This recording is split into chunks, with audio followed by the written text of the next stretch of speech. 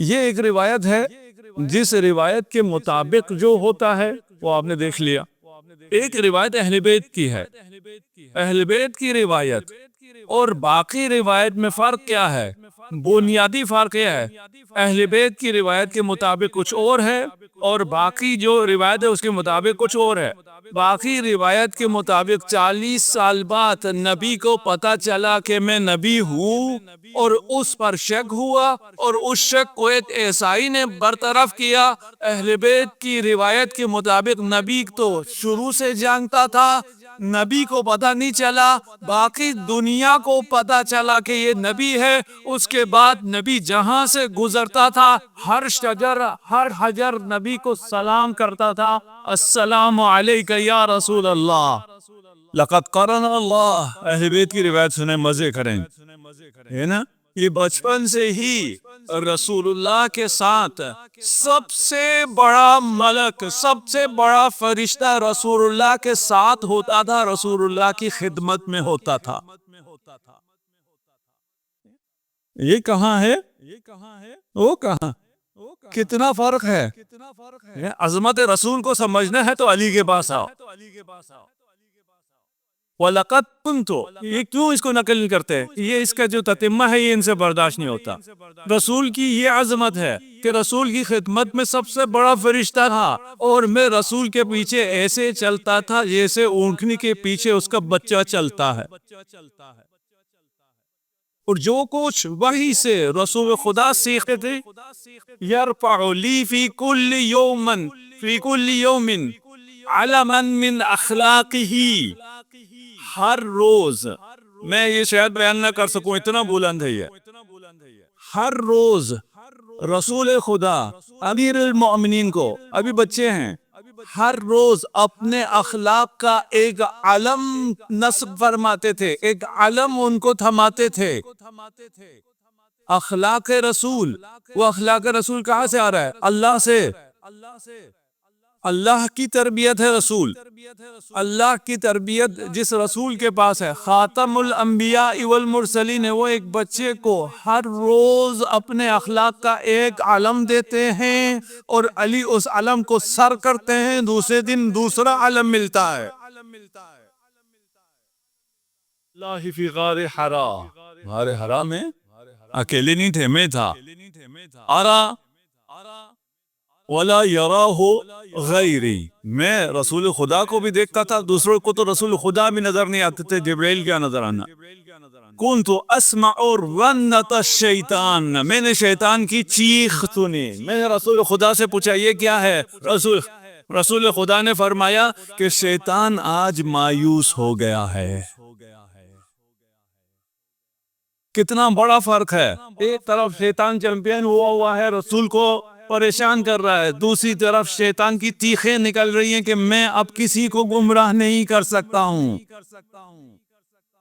انک تسمع ما اسمع وترى ما ارى الا انک لست بنبی لکنک وزیر، جو میں سنتا ہوں وہ تو سنتا ہے، جو میں دیکھتا ہوں وہ تو دیکھتا ہے۔ صرف اتنا ہے کہ اس مقام پر جو ہوتا ہے وہ نبی ہوتا ہے، لیکن تو نبی نہیں ہے، تو نفس نبی ہے، وصی نبی ہے، خلیفہ نبی ہے۔ کہ ہماری مجلس کا آغاز اجداد نبی کے ناموں سے ہوا ہے، اور اگر کچھ منتقل ہو گیا ہو، آپ لوگوں تک پہنچ گیا ہو۔ دیکھیں، ہم نے ایک واقعہ پیش کیا تھا کہ عبد المطلب کے لیے ابرہہ نے کہا کہ کھڑا نہیں ہونا، لیکن خدا کا منصوبہ کچھ اور تھا۔ یہ تاریخ لکھنے والوں نے چاہا کہ اجداد نبی کا ذکر نہ آئے، اور ذکر آئے تو انہیں کافر ڈکلیئر کیا جائے، لیکن خدا کا پلان کچھ اور ہے۔ یہ کیا کہتے ہیں؟ اور خدا نے کیا کیا ہے؟ خدا نے ان کے ساتھ ایسا کیا ہے کہ ان کی نماز بغیر ابو طالب پر درود پڑھے مکمل نہیں ہوتی ہے۔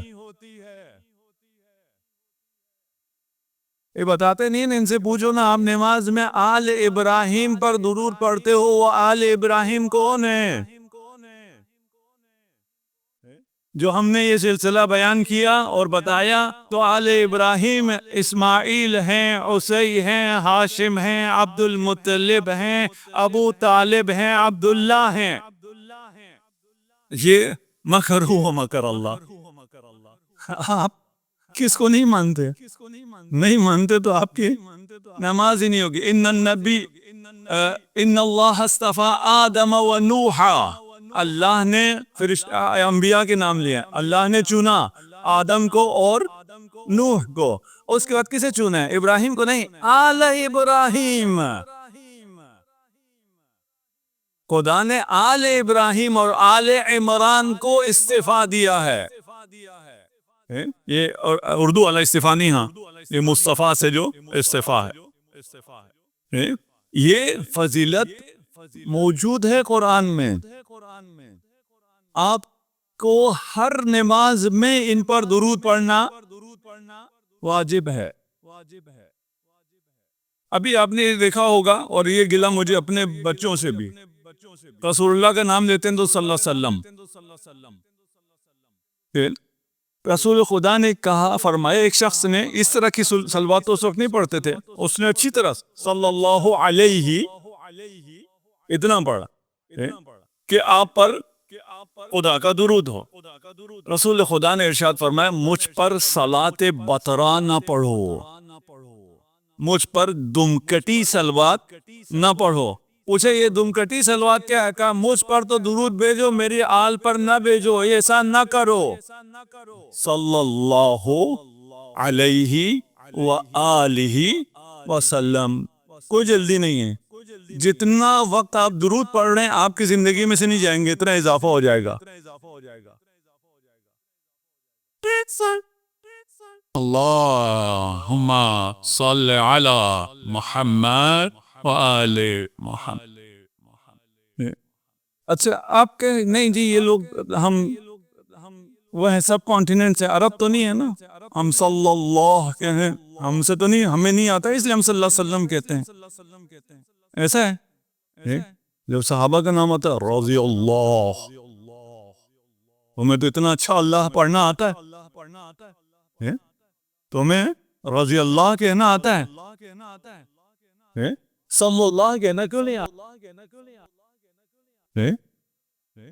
اس لیے کہ آپ جب یا حسین کہتے ہیں یا علی کہتے ہیں، آپ کو اذن ملتا ہے تب آپ کہتے ہیں. مذکور کی طرف سے اجازت ہو تو اس کا ذکر آپ کے نام، آپ کی زبان پہ آتا ہے. یہ جو ان کے نام زبان پہ نہیں چڑھتا ہے اس لیے کہ انہیں اذن نہیں ہے. صلوات پڑھ دیجئے محمد و آل محمد. ہیں اسلام ایک بے جان جسد نہ ہو. اسلام دین، نماز، روزہ، حج، یہ سب بے جان جسد ہیں. مجھے نہیں معلوم، اگر آپ الکوثر آ رہے ہیں وہاں ہم نفس پر اور روح پر بات کر رہے ہیں، بدن پہ بات کر رہے ہیں، ابھی اس سے ہمیں کام نہیں ہے.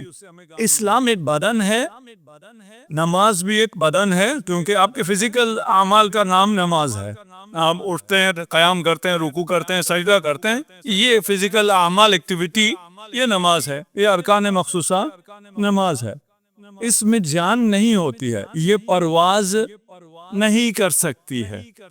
جب حضرت عیسیٰ سے خدا نے کہا کہ پرندے کی شبیہ بناؤ، خاک لیا، خاک سے، مٹی سے پرندے کی شبیہ بنائی، اور بے اذن خدا جب اس پر پھونکا تو اس نے پرواز کرنا شروع کر دیا. خاک ہے، خاک پرواز نہیں کر سکتی، اسے روح چاہیے، اسے دم چاہیے. ہماری عبادتیں پرواز نہیں کر سکتی ہے، اسے روح چاہیے پرواز کے لیے. اور ہماری عبادتوں کی روح حب علی ابن ابی طالب ہے.